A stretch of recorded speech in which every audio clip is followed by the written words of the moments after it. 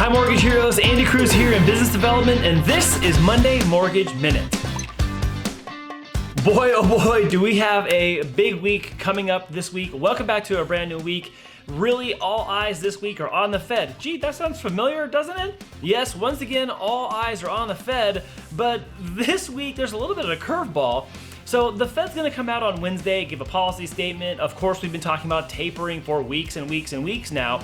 But now the curveball is that there's a cloud, a little bit of a cloud over the Fed. It's two things. Number one, you don't have all the Fed members on the same page on when we should taper. You have some people saying we should taper right now and we should have already got it going, and others saying, gee, there's no way we can taper now. Nothing mathematically or economically is, or logically for that case, is adding up that we could be increasing rates in the market by tapering our participation back a little bit. That doesn't make sense. So there's a little bit of a conflict already there within. And now you have a report that came out after the bell on Friday, when the trading day was done.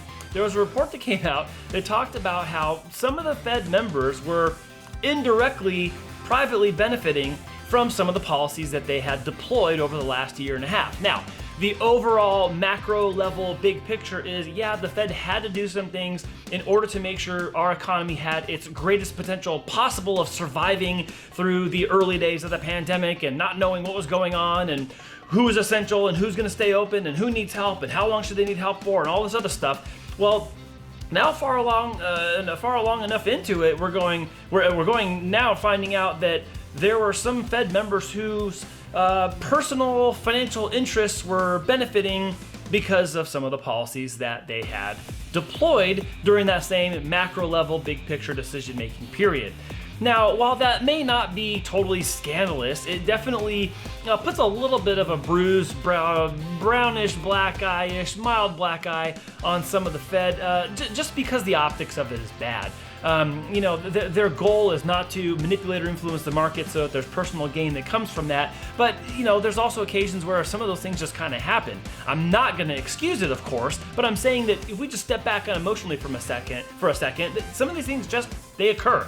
You know certain things are going to happen, and you could have had certain holdings in your portfolio for 5 years, 10 years, or 20 years prior to that, and then certain policy decisions now indirectly affect those things in the positive. So I understand that that's an outcome. And for those of you, and any of you, if there are, that want to think the most nefarious of outcomes and that it was intentional and by design, that's fine too. I get that. But this is one of the clouds that's kind of hanging over this week's announcement and this week's Fed speak when they talk on Wednesday about their decisions and what it is they're forecasting and looking at.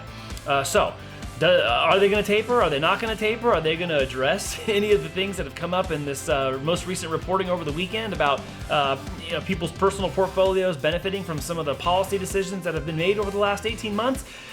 It is going to be interesting. It is definitely going to be one to tune into.